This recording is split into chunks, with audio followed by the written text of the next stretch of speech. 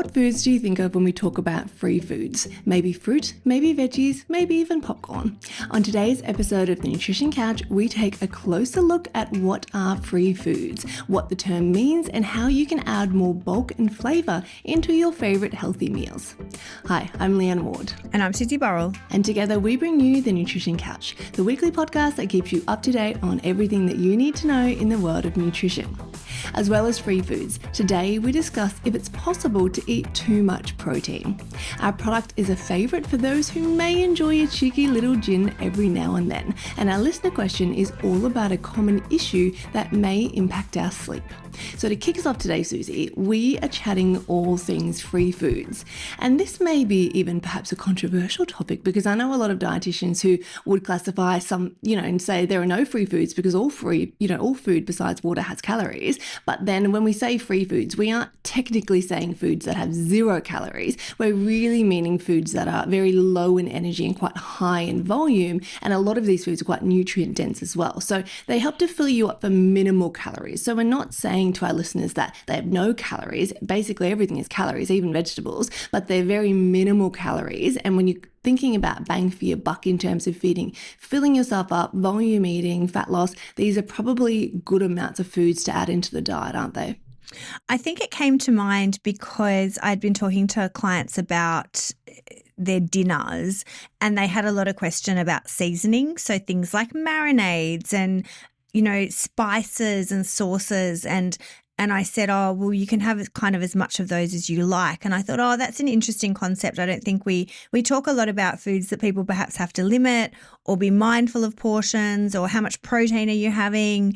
Are you having too much carbohydrate? We speak about that often. I think we don't speak as often about what I would, and certainly I think you too will consider as insignificant. So there's that concept of free. And by way of history, where the idea about free foods came from was a diabetic model. So back, 20, 30, 40, 50 years ago when type 1 diabetics specifically were counting what we called their carbohydrate exchanges because they were injecting insulin, one of the tools we used to educate sufferers about food was what we would call exchanges. So we would say, if you're using this many units of insulin, and of course that's changed now for people who have type 1 who are using insulin pumps, it's kind of regulated for you. But we would say, you need to count 2 or 3 carbohydrate exchanges per meal, and then these foods are free. So basically we talked about them free in terms of having a negligible effect on blood glucose levels, and that's where it's evolved from. And then of course in dieting culture, when people, I think the Weight Watchers model had always also included that idea of these things are free. So if you're counting calories or you're counting fat grams or you're counting whatever, you don't need to count these because they have, insignificant number of calories. So that's where it's actually come from. It's not designed to tell people you can eat as much as you want, rather than it's okay to, for example, flavor foods up. So the main one I will discuss it with clients is that there's certain vegetables that have a higher carbohydrate load than others. Now, let's be very clear, Leanne. All vegetables are extremely good for us, whether it's sweet potato, whether it's corn, whether it's leafy greens, whether it's salad vegetables, they all are a rich source of nutrients, but a lot of them have what we would call an insignificant number of calories. And really it takes more calories to chew them and burn them off and digest them than it does what's in them, because vegetables are generally mostly water. So things like carrots, celery, leeks, I would even say things like orange veggies, leafy greens, the calories are so insignificant, and a lot of the calorie load is coming from fiber that isn't always absorbed in the digestive tract, that we define them as free, or you can literally eat as much as you want. The benefits outweigh the negatives. I know some kind of gym models and fat loss models talk about certain vegetables like specifically pumpkin, carrot, things that are orange having more carbohydrate. They do, but it's still pretty low overall. They've got a much higher water content. Now, in the case of starchy veggies, potato, sweet potato, corn, traditionally you would need to count those in a carbohydrate exchange, but they are still pretty low in calorie density overall. Of course, the way we tend to eat fried potato, potato chips, mashed potato, that's concentrated. But if you had a single jacket potato, it's actually pretty low generally as well. But as we said, that's not always how we choose to eat those foods. But the ones that I wanted to specifically talk about was foods that we can really use to flavour up food that have an insignificant number of calories. So straight away, things like balsamic vinegar, mustard, chutney, largely insignificant. Even things like relatively low-calorie gravy. I know the range of mingle seasonings and sauces. I would describe most of them as being pretty free. They've got very little in them. They've got a lot of flavour coming from low-calorie ingredients. And ultimately, if they're flavouring up lean proteins, they're flavouring up vegetables, I'm very happy for clients to use them. Most salad dressings, I'd probably say the same, like with the exception of Kewpie mayonnaise and ranch dressing and Caesar, like things like an Italian dressing. I know the Marian's dressings we've talked about before, they're quite salty, but calorie-wise, they're very, very low. Things like beetroot relishes, horseradish, garlic, onion, spices, soy sauce, most kind of clear type sauces. They're all pretty light. Like I'd even say tomato passata and a lot of those dolmio type pasta sauces for me are pretty free. Like when you look at them, they're mostly tomato and a little bit of herbs and spices or vegetables. Like if you had chicken breast and you baked it in a Napolitana passata with a little bit of mozzarella on feta on top, I wouldn't have an issue with that at all. I would literally not count it. So yeah, I wanted to use it as a way of don't being scared to flavour up healthy food using things like that, because for me, most of them are pretty free in the grand scheme of things. Fish sauce, even small amounts of oyster, it has a little bit of sugar, but in the grand scheme, it's pretty light. As I said, a lot of those mixed mingle type dressings now are all very, very light. And so, yeah, basically don't be scared to flavour up healthy food with sort of, even if it's a little bit of added calories, because the benefits outweigh the negatives. Yeah, I agree. Like any type of, as you said, herbs and spices, vinegar, lemon juice. I always say to clients, mustard, salsa, even pickles are a great way to add flavour to meals.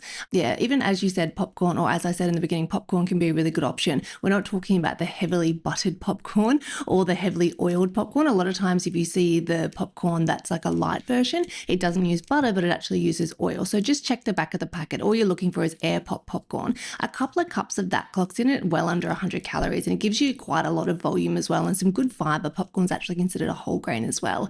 Any of the soups, like a veggie soup, any of the clear broths, even like miso soup is really great in terms of like filling you up pre-meal. Like if I've got any clients who want to go sushi train, I'm like, great, the first thing you eat is a bowl of miso soup. The second thing is your edamame, and then you can start on your sushi after that, because it fills your tummy up so much more. Instead of eating multiple plates of sushi at the sushi train, your tummy is, 20-25% fuller than it would have been if you didn't have the miso soup and the bowl of edamame, because you're getting a lot of volume from the soup basically, and a lot of fiber and even some protein out of edamame as well. And then I agree with you, all the veggies like cucumber, tomato, lettuce, spinach, zucchini, mushrooms, even celery, capsicum, they're the real MVPs when you talk about free foods or very low calorie, non-starchy veggies. Even fruit wise, a lot of people, are quite scared of fruit due to the sugar in fruit. You'll never hear a dietitian saying, don't eat fruit. But of course, moderation is key because it does naturally have a little bit of sugar. But any of your berries, watermelon, kiwi fruits, and oranges, they're probably the top 4, I would say to clients, are very low calorie and really high sort of water volume as well. So they, they fill you up, they give you a nice sweet hit, and they've often got quite a lot of fiber in there as well. And speaking of kiwi fruits, we're going to bring that in the next podcast we're chatting about as well, because there's some really interesting research around kiwi fruits, and certainly a lot of my clients are eating significantly more kiwi fruits than they were a year or two ago. But they're a really great little superfood when it comes to a fruit. Yeah, passion fruit is the other one. I love passion fruits. So I love high to in sit fiber. there crunching on the seeds. Now, some people can't stand it, but my Harry, actually, wrong child, Gus, loves kiwi fruit. He loves all fruit, but he particularly loves passion fruit. So he will sit there and eat through all the seeds. And if you like them, they're actually quite good for people who are what I call mindless munchers. So they actually really like to have something in their mouth, but they're really trying to cut back on calories. So that kind of crunchy food stimulus, which is still offering some positive nutritionals. Fermented veg is another one for anyone who ferments and does that as a side dish. Sometimes you go and have a charcuterie plate and you'll have pate and you'll have cheese. Leanne and I love a cheeky charcuterie / snack plate. And, you know, sometimes you'll go and they'll do like the pickles and the fermented veg to sort of top with the pate or the crackers. That's a great addition coming into celebratory party season. And I know what else. You said the soups, which is actually excellent because any of the broth type soups are definitely in that category. So even if like you have the dairy soup or do yourself a broth, like literally I would not count that. Same as any soup that's 100% vegetables. So I'm not talking like minestrone with beans and pasta, but any plain sort of clear broth soup that has a base of just onion, celery, garlic, stock, or pretty much I would describe as free. Any benefits are typically fibre. So that's a great one coming again if you need more nutrition going into party season. And a lot of there's a growing number of very low calorie dips out there. So things like tzatziki, salsa is another one that's that would be free. And also that Chris's Egyptian beetroot, extremely low in calories and quite rich in nutrition. So it is entirely possible to make healthy snack platters with these much lower calorie ingredients that have plenty of flavour. So, yeah, I think that hopefully that gives you some ideas of different things we can use to season and make things taste great without feeling guilty. 100%. I'll even add one last one when you're talking about dips. This one perhaps isn't as low calorie, but if you make your own homemade guacamole with, say, half an avocado, but put tomatoes, capsicum, red onion, squeeze of lemon juice, a little bit of chili flakes or something in there, a bit of salt and pepper. Yes, it's got a little bit of avocado, but that can go such a long way if you're just having that with veggie sticks, or even if you want an afternoon snack to balance it out a little bit more, a little cheese round or a little boiled egg or something to give you a bit of protein. That can help you eat more vegetables in a tasty way, because let's be honest, veggies are great if you've got them in a stir fry, you've got some noodles, you've got some sauce, but just by themselves, like not many people are really that keen to snack on plain veggies by themselves all of the time. Like adding some form of dip to it can go a really, really long way. So I talk to my clients a lot about like a homemade guacamole. Just be careful with like the avocado dips and the guacamoles in supermarkets, because a lot of them have a heavy cream cheese base. Like they're more cream cheese than they are avocado in some of the brands. So the best thing you can do is make it yourself. Or what's that other brand? It's like, I'm not going to say it though, because you know what we've now got? Our new product guide is finally dropped. Oh, the 20, and it's in there. The 2025 Nutrition Couch product guide for the first time in 3 years has now been updated. Unlike old models where we listed the top 2 foods in each category, so we'd listed the top 2 breads, the top 2 cereals, we've now included all of our favourites in each category. So there's over 250 foods listed under every food category, whether it's snacks, whether it's cheeses, whether it's bread, cereal. We've also got a section on Aldi products, and we've got a section on gluten-free products. It's taken us forever to put it together, but we're finally there, Leanne. So you can find that on the Nutrition Couch's website, nutritioncouch.com. It's $34.99. $99, yeah. And it's got all of our commentary around those foods. And we've got a full list of our favourite 6 or 8 dips that tick the box nutritionally as being lower calorie. Or in the case avocado, we've got the one that's 98% avocado. So find it at the nutritioncouch.com. And I'll also add that it's over 200 pages as well. It is a download, so it's a PDF download. It's an ebook. It's not a physical hard copy book. It's an ebook. That's a couple of questions we've had. It's designed to keep on your phone. So when you're in the supermarket, you can scroll through and keep the photos of the product, so you don't have to spend hours and hours looking. We've done the hard work for you, and it's got all the products to look for, where you can find it, our rating, why we like them, and why they stand out nutritionally. And these are certainly, Leanne, the products that you and I buy each and every week. Yeah, and there's a new star rating as well. So what we've decided this time, because there's been a lot of talk about ultra-processed foods and processed foods, and some of these foods can still be really, really healthy and included in a well-balanced diet, particularly for busy women and busy families. So we've actually given every single product either a silver star or a gold star to differentiate. All of these products are great. They're healthy. They're things Susie and I buy and recommend to our clients, but it basically splits the difference between some of these are more processed and other of these are more whole food based. So if that is your thing, if it floats your boat, that is in the guide as well, to make it a little bit clearer this time between, yes, there are, it's kind of like the A+ products and the A products. Yes. If you're into report cards in school. Yes, we did. So find that at the nutritioncouch.com. All right, Leanne, time to talk all things protein.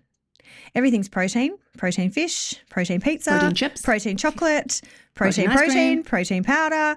How much, Leanne, is too much? We've got some new research about that, because the reason I thought about this was that there's a couple of reasons I wanted to talk about it today, and you've got some brand new research that's come, which is really fascinating to share as well. But I'd been having a few issues with some of my clients who had been having a certain type of protein shake, which I don't want to mention on the potty because it's not our brand. Oh, it's not our brand. I was going to say, good. And they were making it, and so it would have 30 grams of protein, and then they would also have that with milk in the morning. And then they would have a second one. So some of them would have two and use it as a meal replacement. And then they would have, say, a protein yogurt. So they were getting like 100 grams of protein in, say, by lunchtime, and they had a lot of stomach problem with it. So I just wanted to talk about it in terms of it's not necessarily the more the better, is it, when it comes to optimizing protein intake for women? Yeah, 100%. Like everything, too much of anything can be a bad thing. If you ate truckloads of broccoli, you're probably going to run into some digestive problems as well. So just because it's healthy or just because we're talking about it doesn't mean that you can eat as much of it as you want. There is certainly a ceiling. Too little protein is not good, but too much protein is not good either. And when you look at the general health guidelines for adults in Australia, I'm pretty sure the guidelines sit around 0.8 to 1 gram of protein per day. Susie and I hard no, disagree on that. Healthy adults, particularly those who are trying to lose weight and particularly those going through the perimenopause or menopause or out the other side, menopause years, need more protein. So women need, in my opinion, about 1.2 to 1.6 grams of protein per kilogram of body weight. So for a lot of us, it's sitting in that 80 to 120 grams of protein per day. And as much as possible, we want to spread that out throughout the day, particularly if you're in a calorie deficit. It's going to just be better for satiety and fullness and probably even blood sugars if you're sort of spreading that more evenly out throughout the day. Not like Susie said, getting 100, 120 grams in before lunchtime. That's quite a whack.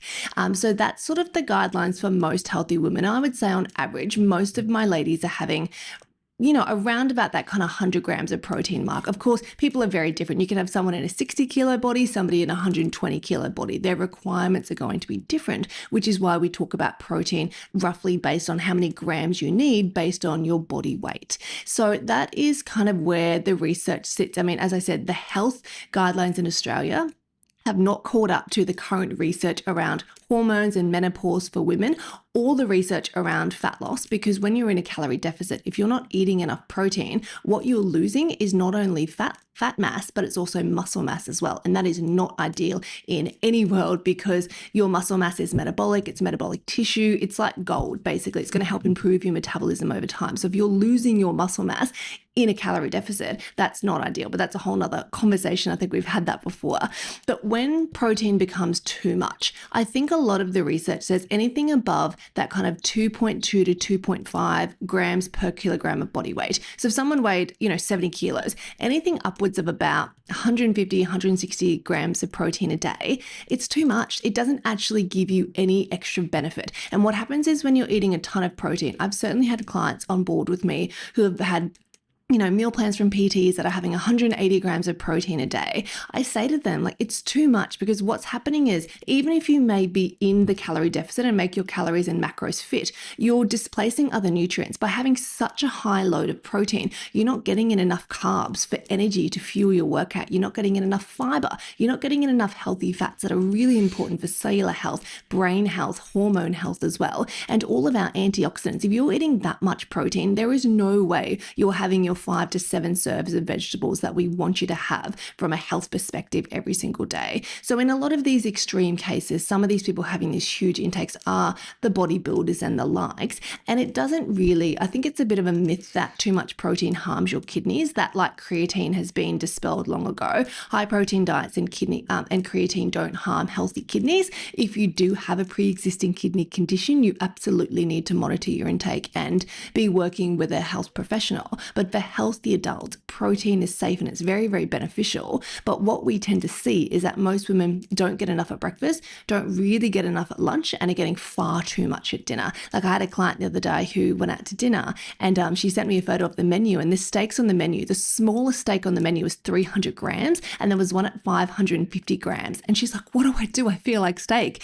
And we made the decision that she could have something else because she didn't have anyone to share it with. And there was no way we were going to give her 300 grams of steak. And especially when you're paying like $45, $50 for a steak, you don't want to cut it in half and leave half on the plate. It's such a waste. So I think, some of these restaurants and cafes have a lot to answer for as well, because they're serving these massive, ridiculous sizes of protein as well. And for a lot of us, we just don't need that much at dinner, but we certainly need, a lot more women need more protein at breakfast, particularly if you're in those perimenopausal and menopausal years. You should be having at a minimum of sort of that 25, 30 grams of protein minimum for the day to set you up for just a really great day from like a blood sugar and a hormone perspective. And I think the key thing, it's not a one size fits all model, because recommendations are based on gram per kilo generally. And we would both agree that the general recommendations of 0.75 to 1 gram is on the low side, and we believe will be altered in future years, particularly for different age groups. But if I've got a female who's, 4'8" or 150 centimeters versus someone who's 178 centimeters, you are not going to have the same protein requirements. So following a gram amount where a personal trainer, or you might have an applied, someone telling you to do 160 grams is not right, because it's not taking into account different people's height and weight and age. So just be mindful of that. You're not following a set grammage prescription. That will be different for each person just based on our baseline body size, training load, stage of life. So that's sort of another thing I've been seeing is a one size fits all model, people trying to reach targets, but that target may not be relevant to you based on your size. And I will also say that too much protein isn't a good thing from like a calorie perspective, because it can blow out the top line calories. But the second thing I see quite often, and a lot of my clients report this in their partners, like in their male partners, and they're like, they have the worst gas. Oh, Too yuck. much protein will probably cause you digestive discomfort. If you've ever heard of that, what do they call them? Protein farts. If your partner or you are eating far too much protein, you have really offensive, like eggy smelling gas, it is probably because you're way overdoing the protein. If you back off the protein, add a bit more plants and fiber into your diet, the issue will probably resolve itself. So that's one thing. When your top line protein is too high, it often causes a lot of bloating, digestive issues, and a lot of gas. The second thing is that when you're getting, it is really difficult to eat, for example, 180 grams of protein from whole food sources. It is so difficult. It is so filling, and it is so expensive. So how most people get that in is protein bars, protein powders, protein shakes, protein chips, protein ice cream, protein everything. And all of that stuff is ultra processed. And that is why so many people doing all of these like low carb protein bars, low carb protein wraps, low carb protein bread, protein ice cream, they're having a lot of digestive discomfort because these products are so ultra processed. So we want you as dietitians to get your protein from whole foods as much as possible. If you do want to use a protein powder, your best bet is a very clean whey protein isolate with nothing but basically a little bit of vanilla, a little bit of stevia, or maybe some cocoa if it's like a chocolate flavor. It shouldn't have like more than one line in the ingredient list, or there's just all this stuff in there that probably doesn't need to be in there. And if you pick up any protein bar or protein drink on the market, the majority of them have just lines and lines and lines in their ingredients, because they've got so many different types of additives in there to make it into this little compact chocolate brownie protein bar that yes may have 20 grams of protein, but you could also get that from a couple of eggs, a cup of Greek yogurt. There's multiple other ways that you can get in that 20 grams of protein. I get it might not be as convenient, it might not be chocolate flavored, but you're far better off the majority of time to get your protein intake in from whole foods as much as possible. True. I just did an article, actually, I'm just looking it up now, on the most cost-effective protein amounts per serve. So I'm going to give you a test, Leanne. Let's see how much nutrition Leanne knows. I reckon tuna's got to be in there. What do you reckon? Cost per serve, what are your top three? Cost per serve, I reckon. Let's see. I'll put her on the spot. She's going to be cranky at me after. I reckon Greek yogurt, tuna. Yeah. Protein per serve. I was going to say beans because they're really cost-effective, but they wouldn't have as much protein per serve as other things. And I'm going to say chicken. Okay, wrong. No, you got the first one right, actually. You loved saying that, didn't you? You were waiting all year to say that. I was like, I'll just see. No, you're right, actually. The first one was the high protein yogurt. So that's 70, 80 cents per 100 grams. Then you know what I found was next was the protein breads, because they're only $80 to $1 per serve and you get over 20 grams. Now, obviously it's not as high quality. It's not full amino acid. And then the third one was tofu. So tofu comes in at only $1. Your favourite tofu, Leah. That's why I was talking about it. Because it's only $1 per 150 grams, and that's again over 20 grams. And then eggs are fourth. Wow, eggs? Yeah. Okay. So there you go, hey. So I was a bit surprised too. I really thought have tuna picked... would be up there. From a budget perspective. Tuna's on the list, it is. Yeah, but you know but what not the the issue top with 3. tuna is? It's that there's not, in those cans, as we've seen recently, There's not 20 grams. Yeah, they've cut the amounts down. It's a lot lower. So it's on my top 10. It's just down and eggs were 4th. But yeah, tofu, your favourite tofu. And the protein breads can be quite a cost-effective one if you like them. But as we said, they're an acquired taste. They're not for me. But I've got clients who do like them. Yeah, they're a bit funny. They're so dense. Well, they're not really bread, are they? They're more sort of formulated food. They are ultra-processed as well. Okay, on all things joyous, Leanne. I don't know. I've never seen you have a cheeky G&T. Are you a G&T haver? I love a G&T. Oh, yeah, okay. my favourite one ever. Okay. And we've got it at the pantry upstairs is the Bloody Shiraz. What's the brand? 4 Pillars. 4 Pillars Bloody Shiraz. Okay, yeah. So I am not naturally a gin drinker. If I am having spirits, I like a vodka lime and soda. I do like, because I don't love that quinone taste on it. I love that. If I go out and there's like a cucumber cocktail, or I don't mind the growing range of UDLs which are flavoured. You know how you get like the pink gin, and they're quite low calorie actually, and they're quite a smart idea coming into party season when you want to keep your calories controlled, because a lot of those little cans are only 60, 80 calories per serve. So it's actually quite good. But I had a client talking about gin and tonic, and I thought, oh, that's actually interesting, because I looked up tonic water.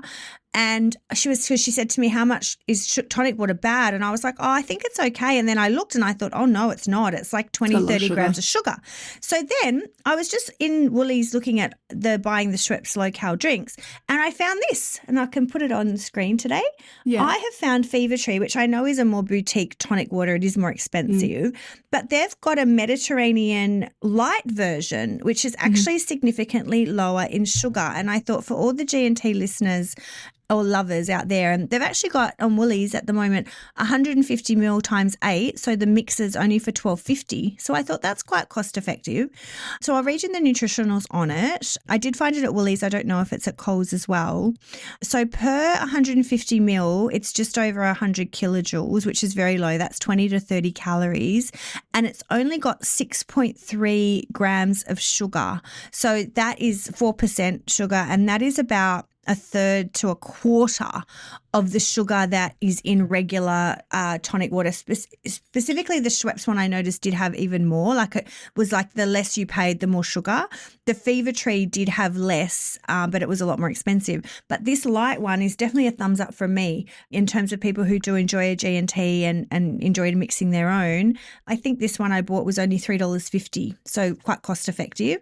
And yeah, a big thumbs up, because I think it is coming into that time of year where people do enjoy a drink. And if you do enjoy a spirit and a gin, yeah, there's certainly lower calorie options than the traditional tonic water, which is pretty high in sugar. Yeah, I'm a long-time gin lover. I don't think I've ever had one with you before, because we normally crack open a bottle of bubblies or a nice French rosé. But if I just want one drink and I'm sort of trying to really portion myself rather than opening a whole bottle of wine, David and I will have a gin together. We buy another brand. I'll grab it in a second. It's literally in my bar fridge in my office. I have a bar fridge in my office, but only because it's right next to the pool, so I don't drink when I'm in my office. But I will grab it in a second. But there are a lot of ranges of tonic water on the market that are low sugar as well. Like, there's a home brand version, there's a Schweppes version. They do a lot of low sugar tonic waters. But let me grab the one that we buy, because I love it as well, and it's quite low sugar. So yeah, it's certainly gin and tonic season. But yeah, the other question that comes up all the time at this time of year is, are spirits better? And if you do a low-cal mixer, they are. And Leanne's just come back. The spirits are slightly lower, I was just saying, in calories overall, but you do have to be specific with the mixers. So what one have you got? Hold it up. So this is the one for visual reference for our listeners. It's the Capi. So it's low sugar tonic. Okay. It's got the quinine in it. It's 100 kilojoules, and it is 6 grams of sugar per very serving similar as well. Yeah, great. Okay, so but you reckon that one tastes better? Yeah, we just get it off Amazon in a box of like 12. Oh, Amazon. I like Amazon. Because it's more cost effective. That's the water brand, isn't it? Capi. Yeah. And they do sparkling waters and stuff, and we just get it ordered. We get sparkling water and the tonic and put it in the pool fridge. And then sometimes if we're out in the pool, I'll just put a bit of cucumber or some raspberries in it and just drink the tonic by itself, because it's a really nice, refreshing drink. Like, yes, sparkling water's nice, but I have a lot of clients who don't like it because it's just not sweet, I think. Like, it's bubbly. It's a tiny bit salty. Like, you can kind of, I don't know, sparkling water is like a preferred preference, right? Some people don't like it, but I do have a lot of clients that prefer the low sugar tonic, and it's certainly, with or without gin in it, is certainly a better option than a lot of other alcoholic drinks or cocktails on the market. I think, with gin, without, most days I'm feeling like gin's required, but each to their own, no judgment. I'm just saying tonic by itself, I did a couple of ice cubes, a bit of cucumber, a bit of mint or something in there can be a nice refreshing drink for summer, particularly if you're someone who's trying to cut back on their alcohol. True. So yeah, find it at Woolies and Coles, and yeah, we're all ready for the summer party season. Exactly. Alrighty. And then our last listener question is all about reflux. So this is an interesting question. The listener question is, I have reflux. Are there any tips on what to eat at night? And this is a great question because reflux is really, really common, particularly for females as we get a bit older, and particularly if you're pregnant. During both of my pregnancies, I had the most awful reflux. It was so bad. And I did all of the things I'm about to talk to you today, and it still didn't really have much effect. And I actually had to go on medication during both my pregnancies. And then basically the minute I gave birth, it kind of went away. So reflux is a really debilitating condition for a lot of people. So there are some simple, I guess, nutrition and lifestyle tweaks that you can do, and they can make a big difference. But then again, for some people, it won't really help. So you do potentially need some medication long term. So the first one, if you've got reflux, you really want to keep dinner as light as possible. So large meals, particularly close to bedtime, are going to make reflux worse. And then if you have large meals that are also high in fat, they're really rich, they're really creamy, or they're heavily fried food, or even things that are a bit more acidic. So tomato-based sauces, citrus-based things, chocolate, peppermint, alcohol, and caffeine. All of these things, unfortunately, even though they're delicious, can tend to worsen reflux as well. It basically relaxes the muscle at the top of the stomach, and it allows the acid reflux to basically come up from the stomach up into your esophagus where it shouldn't be. And that's why people experience that kind of burning feeling, or that feeling that like there's something stuck in their esophagus basically. So really, as much as possible, focus on blander meals, lower fat, lower acid type options. So if you just think things like, grilled chicken or fish, a bit of rice, a bit of veggies, omelette, slice of toast, a bit of salad, those kind of things, you can't go too wrong. It's when food is very heavy, very rich, very flavoursome, that tends to set off reflux a lot more. And like I said, smaller portion sizes. You don't need to starve yourself, but the difference, even 20% difference in your meal, can actually make a big difference when it comes to reflux. And then the last thing is, after you finish eating, you need to stay upright. The amount of people who suffer from reflux, I used to do the gastro clinic when I worked at the hospital, and we had a ton of people come through from reflux. They'd eat dinner and then immediately go lie down on the couch and go watch Netflix or go watch TV.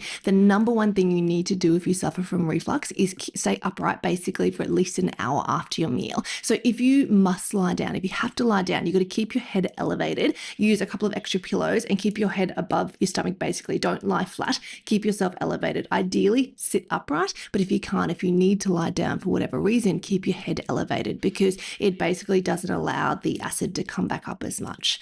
So they're probably the number one hacks, and smoking is another big one. If you smoke and you suffer from terrible reflux, it's got to go. Smoking is a huge thing for reflux, as is alcohol. And then if you do all of these lifestyle tips and tricks and you're still suffering from reflux, it is well worth seeing your GP or your gastroenterologist, because there are a lot of different medications that you can take, different types of PPIs, proton pump inhibitors, things like Nexium, that can really be quite beneficial for people with reflux, because it is quite bad and potentially dangerous to ignore reflux long term and to constantly have this acid in your throat or in your esophagus where it shouldn't be, because long term it can lead to things like Barrett's esophagus as well, which is not good. But there are other conditions such as hiatus hernia that could potentially be an issue for the reflux as well. So it's always well worth going to see your GP, raising these things, saying what you've done, and potentially getting another referral such as a gastroenterologist if it still persists or if it's not getting any better after you tried all of these little lifestyle tips and tricks. True. And I think it's a good time of year to go for a walk after dinner. We really want to incorporate as much movement as we can. If you're in Europe, you live in New York, you live in London, it's quite common to be out after dinner doing. Whereas here, we're very much just sitting on the couch and Netflix society. So I think the more you can even go, it doesn't have to be an hour. I think one of the biggest inhibitors is people think they've got to go out for an hour. It can be 20 minutes. If you've got a dog, it'll be good for the dog as well. Just 20 minutes around the streets. It's one of the best ways to reconnect with your partner. It's best for digestion, because I think the other thing is the snacking, of course, late at night. And I had a client, Leanne, who only moved her meal an hour earlier and had pronounced differences on her experience of reflux. So it's worth just fiddling. It doesn't have to be, again, dinner at 4. It might be dinner at 5:36 rather than 7 can make all the difference. 100%. And ideally, the guidelines show is at least 2 to 3 hours before you go to bed. So if you're someone that's going to bed at 9 o'clock, ideally you want to be eating at 6:30, no later. So keep that in mind as well. The timing and the portion size of the meal, plus the meal composition itself, all make a difference when it comes to reflux. True. Alrighty, well that brings us to the end of another podcast of the Nutrition Couch. So if you know your diet needs a little bit more protein, don't forget there is that upper ceiling, but a lot of women still don't get enough protein, particularly in the morning and around lunchtime. You can check out Susie and I's scientifically formulated range of protein powders. We've also got creatine, magnesium, collagen, and our brand new hydration range at designbydietitians.com. Have a great week.